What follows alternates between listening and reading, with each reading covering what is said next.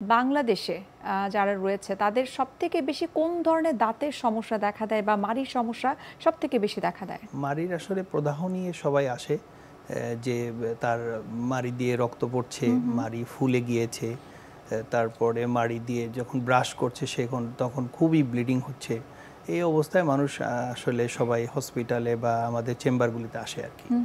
তারপরে আমরা ধরেন এগুলিকে ট্রিটমেন্ট করার জন্য যে প্রসিডিওরগুলি করা হয়, আমরা ফার্স্টে একটা অ্যান্টিবায়োটিক কভারেজে যাই, তারপরে কভারেজ দিয়ে স্কেলিং উইথ ডিপ কিউরেটেজ করলে মোটামুটি ভালো থাকা যায় আর কি, চেষ্টা করলে। স্যার, প্রথম দিকে যদি দেখি যে আমার মাড়ি থেকে রক্ত পড়ছে অথবা একটু হয়তো মুখের ভেতরে একটা আমি অস্বস্তি ফিল করছি, ব্যথা বোধ করছি, সাথে সাথেই কিন্তু আমরা ডাক্তারের কাছে যাচ্ছি না, আমরা সেটা 7 দিন 10 দিন পার হবার পরে কিন্তু তখন আমরা বোধ করি যে এটা ভালো হচ্ছে না, সুতরাং ডেন্টিস্টের কাছে যাওয়া উচিত।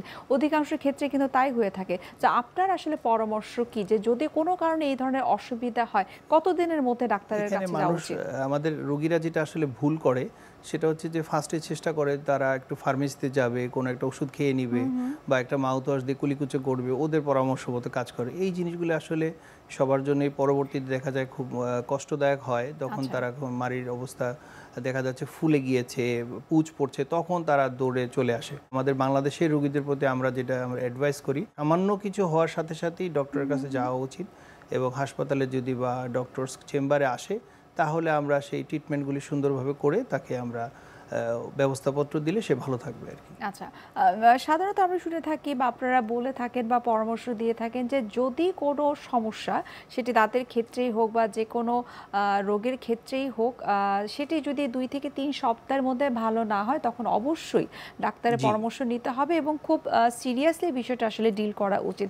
এক্ষেত্রে যদি কারোর ক্ষেত্রে দেখা যায় যে তিনি দীর্ঘদিন যাবৎ খাবার খাচ্ছেন কিন্তু তার দাঁত শিরশির করছে অথবা তার দাঁত থেকে রক্ত পড়ছে অথবা মাড়ি ফুলে আছে, এক্ষেত্রে আপনারা আসলে কি পরামর্শ দেন? সেক্ষেত্রে আসলে যদি ট্রিটমেন্টটা সেটা না করে, এটার আসলে ফেটটা খুব খারাপের দিকে যাবে, ফলাফলটা। যেমন দেখা গেল যে তার ব্যথা হচ্ছে বা একটু শিরশির করছে, সে কোনো প্রসিডিওরে যাচ্ছে না বা কোনো ডক্টরসের কাছে যাচ্ছে না, ক্যারিজ হয়ে গেছে তার ক্যাভিটি থেকে, তারপরে ক্যারিজ থেকে সে ট্রিটমেন্ট করছে না, ফলে হবে কি কোনো দেখা গেল যে এটা সিস্ট হয়ে যেতে পারে, তারপর ক্যাভিটির মধ্যে আপনার গ্রানুলেশন টিস্যু ফর্ম করে খুব অ্যাবসেস হয়ে গেল, খুব খারাপ সিচুয়েশন অ্যারাইজ করবে আর কি। সেই ক্ষেত্রে তো তার জন্য লাইফ থ্রেটেনিং কন্ডিশন।